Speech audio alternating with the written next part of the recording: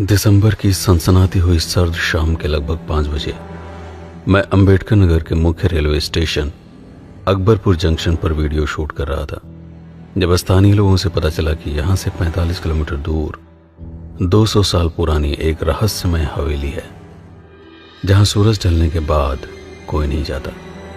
उस गांव का नाम था मकरई, जो बसखारी से लगभग 15 किलोमीटर दूर था। मेरे भीतर का लेखक छटपटाया, मानो ऐसी ही किसी हवेली की तलाश उसे ना जाने कितने सालों से थी। ढलते हुए सूरज को देखकर मैंने अंदाजा लगाया कि अगर मैं पूरी रफ्तार से भी ड्राइव करूं तो पहुंचते पहुंचते अंधेरा हो ही जाएगा। आखिरकार मैंने वहां जाने का इरादा बदल दिया, लेकिन यह तय था कि मुझे कभी ना कभी तो वापस आना ही था। आखिरकार मैं लौटा 4 महीने बाद, गर्मियां शुरू होने से पहले। लेकिन इस बार भी आते आते दिन ढल चुका था। सूरज दूर क्षितिज पर वृक्षों के पीछे डूबने को आतुर था। मेरे पास ज्यादा समय नहीं था। आधे घंटे में ही गहरा अंधेरा पांव पसारने वाला था। लेकिन यहां पहुंचने वाला मैं अकेला नहीं था, बल्कि कुछ और भी लोग मुझसे पहले यहां तफरी कर रहे थे। टूटी हुई दीवार से जब मैं भीतर गया तब इस हवेली की विशालता ने मुझे प्रभावित किया। ऊपरी मंजिल पर कई लड़के इंस्टाग्राम या शायद फेसबुक के लिए सेल्फी मारते हुए नजर आ रहे थे। उनकी तादाद देखकर मैं समझ सकता था कि वह झुंड में क्यों आए हैं, क्योंकि जब आप अकेले होते हैं तो ऐसी फटती है कि ना आप बता सकते हैं और ना ही किसी को दिखा सकते हैं। मैं तो यही सोच कर आया था कि यहां पर सन्नाटा होगा, लेकिन इन लोगों को देखकर मैंने सोचा शायद हवेली के इतिहास के बारे में इन्हें कुछ जानकारी होगी, सिवाय इसके कि इसे किसी राजा ने बनवाया था, सैकड़ों साल पुरानी है, रात होने के बाद कोई यहां पर नहीं आता। इसके अलावा कोई भी जानकारी इन लोगों से मालूम ना हो सके। चैनल को सब्सक्राइब करने के बाद घंटे को दबाना ना भूलें, ताकि भविष्य का हर एक वीडियो आप सरलता से देख पाएं। आने से पहले मैंने गूगल मैप पर मकरई की हवेली को खोजने की कोशिश की, लेकिन इसका कोई अता पता नहीं था। इतनी विशाल, भव्य और देखने में रहस्यों से भरी हुई यह हवेली इतनी उपेक्षित। कई लोगों को आज भी यकीन है कि इस हवेली में पुराने राजाओं के गुप्त खजाने जमीन के नीचे दफन है, जिन्हें पाने के लिए वो दिन में समय निकालकर चोरी छुपे किसी न किसी कमरे की ओंठ में खुदाई करते हैं। अब किसको क्या मिला क्या नहीं कौन जानता है, लेकिन यह तय है कि इस हवेली की बनावट ऐसी है कि दिन में तो ये रोमांचक लगती है, लेकिन रात में अगर आप यहां आकर अकेले कुछ समय बिताएं तो शायद आपका दिमाग हर उस चीज को साकार कर देगा जिसके बारे में सोचकर आपको डर लगता है। भूत, प्रेत, आत्मा, साया, शैतान, पिशाच। और अगर आप इन चीजों को नहीं मानते तो रात में डरने की एक दूसरी वजह भी है, जंगली जानवर। क्या पता रात में भी यहां कई लोग झुंड में आकर टार्च की रोशनी में खुदाई करते हों, खजाने के लालच में। लालच हर डर पर हावी हो जाता है। हवेली की संरचना काफी वैज्ञानिक और रोचक थी। हर कमरे एक दूसरे से जुड़े हुए थे, कई दरवाजों से। कुछ आंगन में खुलते थे और कुछ बाहर। ऐसा शायद तापमान को संतुलित करने के लिए किया गया था। यह हवेली अगर 200 साल भी पुरानी है तो निसंदेह ये उस समय की बात है जब ना एसी था, ना कूलर और ना ही पंखे। लेकिन तब भी मई जून में भयानक गर्मी पड़ती थी। इसलिए तापमान को सामान्य स्तर तक लाने के लिए हर कमरे में कई दरवाजे लगाए जाते थे, ताकि उन्हें हवा के प्रवाह की दिशा को ध्यान में रखते हुए खोला और बंद किया जा सके। आजकल जिस तरह के घर बनाए जाते हैं उसमें आंगन का विशेष महत्व नहीं है, क्योंकि हम तापमान को कृत्रिम रूप से नियंत्रित कर लेते हैं। लेकिन आंगन की संकल्पना इस आधार पर की गई थी ताकि गर्म और ठंडी हवा के बीच पैदा होने वाले दबाव से हवा का एक प्राकृतिक प्रवाह बनाया जा सके, जिससे तापमान एक सामान्य स्तर तक संतुलित हो सके। इसके अलावा घर में होने वाले कई रीति रिवाजों, शादी विवाह के समय भी आंगन क्रियाकलाप का प्रमुख केंद्र बन जाता था। हवेली के पीछे पश्चिम उत्तर के कोण पर शायद जानवरों के लिए व्यवस्था की गई थी। गाय, भैंस, घोड़े या किसी भी तरह के पालतू जानवर जो मनुष्य की जीवन शैली को किसी न किसी रूप में लाभान्वित करते थे। पीछे की तरफ एक और छोटा आंगन दिख रहा था। निश्चय ही ये महिलाओं के लिए निर्मित किया गया होगा। महारानी, राजकुमारियां और उनकी परिचारिकाएं यहां पर पुरुष वर्ग से अलग थलग रहते हुए अपना जीवन यापन करती रही होंगी। निश्चय ही कभी यह हवेली संपन्न रही होगी, लेकिन आज यहां पर छाया हुआ था भाएं भाएं करता हुआ गहरा सन्नाटा।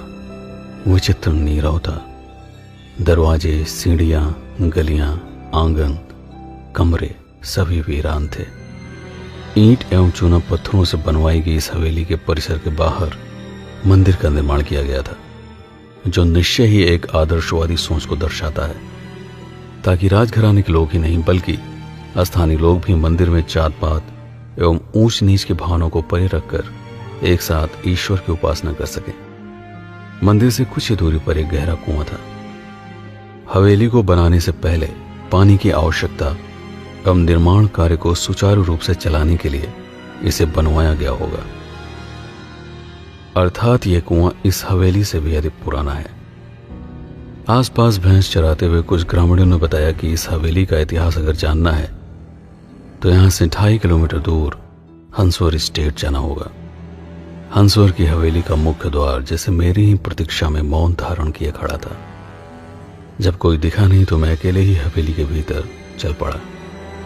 हल्की चांदनी रात थी, हवा एकदम शांत।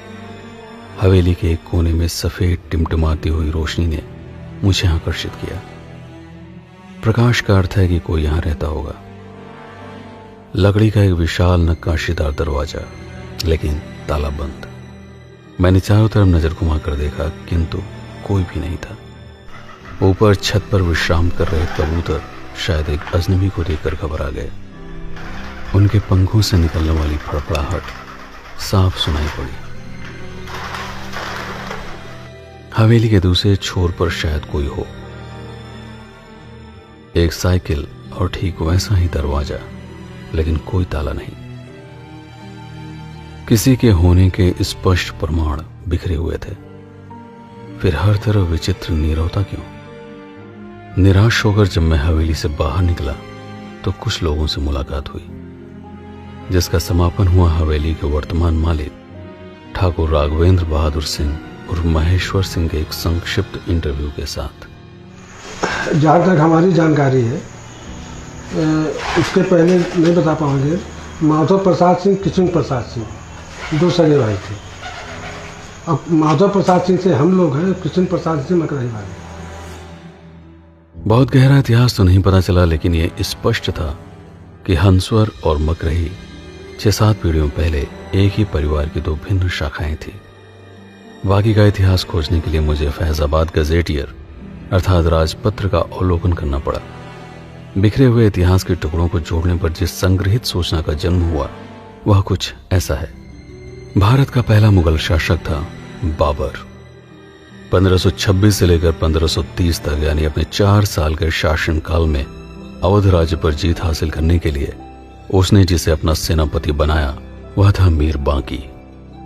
1528 में मीर बांकी ने अयोध्या में निर्मित राम मंदिर को ध्वस्त करके उसकी नींव पर मस्जिद का निर्माण प्रारंभ करवाया। बाबर को खुश करने के लिए उसने इसका नाम रखा बाबरी मस्जिद। यह आज भी विवाद का विषय है कि बाबरी मस्जिद के निर्माण के लिए क्या बाबर ने मीर बांकी को आदेश दिया था या फिर यह उसका अपना निर्णय था। यह विवाद बाबर के हस्तक्षेप से सुलझ सकता था, लेकिन मस्जिद निर्माण के दौरान ही 1930 में उनके देहांत के साथ यह और भी ज्यादा उलझ गया। तब से चला विवाद अब जाकर अपने अंजाम तक पहुंचा है। पर बीते हुए लगभग 500 सालों में लोगों ने बार बार बाबरी मस्जिद को ध्वस्त करके वहां पर फिर से राम मंदिर निर्माण के लिए अपना सर्वस्व न्यौछावर कर दिया। बात 1528 के बाद की है। राम मंदिर मीर बांकी द्वारा तोड़ा जा चुका था और मस्जिद का निर्माण तीव्र गति से हो रहा था। इस निर्माण कार्य को रोकने के लिए कई राजाओं ने अयोध्या पर छोटे छोटे आक्रमण प्रारंभ कर दिए, जिसमें शामिल थे हंसवर के राजा रणविजय सिंह भी। अपने पुरुषार्थ से कुछ अन्य राजाओं के साथ मिलकर उन्होंने मस्जिद के निर्माण कार्य को 15 दिनों तक रोके रखा। मीर बांकी के पास मुगलों की विशाल सशस्त्र सेना थी। फिर भी सभी राजाओं ने अपनी पूरी क्षमता के साथ युद्ध किया और वीरगति को प्राप्त होते रहे। रणविजय सिंह के बाद उनकी पत्नी जयराज कुमारी ने 3000 महिलाओं की सेना के साथ जन्मभूमि पर आक्रमण किया। महारानी की प्रबल भावनाओं को देखते हुए कई साधु संतों ने भी उनका साथ दिया। बाबर के मरने और हुमायूं के राजा बनने के बीच सेना का तालमेल बिगड़ा और इसी का फायदा उठाकर जय राजकुमारी ने जन्मभूमि पर अधिकार कर लिया। कुछ दिन बाद हुमायूं के आदेश पर शाही सेना ने अपनी पूरी ताकत से हमला बोला और कई साधु सन्यासियों के साथ ही महारानी भी वीर गति को प्राप्त हुई। इस ओजस्वी परिवार की कई पीढ़ियों ने अयोध्या के राम मंदिर के लिए अपना संघर्ष जारी रखा। 1905 में संकलित किए गए फैजाबाद गजेटियर के अनुसार पलवल तालुकदारी को अंग्रेजों द्वारा मुख्य रूप से 2 महलों में बांट दिया गया। तत्कालीन हंसवर के बाबू नरेंद्र बहादुर सिंह 42 गांव और 206 पट्टी के मालिक बने, जबकि मकरही से ठकुराइन चंद्र भल कुंवर 46 गांव एवं 189 पट्टी की मालकिन बनी। उस समय उनके हिस्से में आई मकरही में बनी एक छोटी सी कोठी ठाकुराइन चंद्रभल कुंवर के पुत्र हुए कमला प्रसाद सिंह, जिन्होंने 1937 में मकरही की इस विशाल कोठी का निर्माण प्रारंभ करवाया। इनके 3 पुत्र हुए महेश्वरी प्रसाद उर्फ लाल बहादुर, जिनकी पत्नी का नाम था विमला देवी, दूसरे पुत्र हीरा सिंह एवं सबसे छोटे पुत्र नंद किशोर सिंह। कई सालों के निर्माण के बाद महेश्वरी प्रसाद और विमला देवी की देखरेख में मकरही की इस हवेली का कार्य संपन्न हुआ। ठाकुर महेश्वरी के पुत्र अमर सिंह, जिनकी पत्नी मनहर सिंह राजस्थान से थी, 2007 में पति अमर सिंह की मृत्यु होने के बाद संपत्ति को लेकर विवाद बढ़ा, अतः अपने पुत्र ज्ञानू सिंह के साथ उन्होंने इस हवेली को छोड़ दिया और लखनऊ में जाकर बस गई।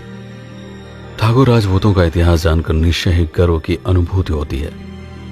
आशा है आपको ये वीडियो पसंद आया होगा, तो जाने से पहले इसे लाइक अवश्य कर दें ताकि इस तरह के और वीडियोस बनाने के लिए मुझे प्रेरणा मिलती रहे। वीडियो देखने के बाद निसंदेह आपके दिमाग में कुछ चल रहा होगा, तो देर मत कीजिए और उन विचारों को शब्दों में समेटकर कमेंट में लिख डालिए। अगर नए हैं और पहली बार आए हैं तो चैनल को सब्सक्राइब कर ही ले। आप जुड़ेंगे तो हमारा हौसला बुलंद होगा, कुछ और बेहतर बनाने में जुट जाएंगे। मैं हूं आपका पीके सिंह और आप देख रहे हैं प्रतापगढ़। इस वीडियो में मेरी आवाज को झेलने के लिए आपका बहुत बहुत धन्यवाद।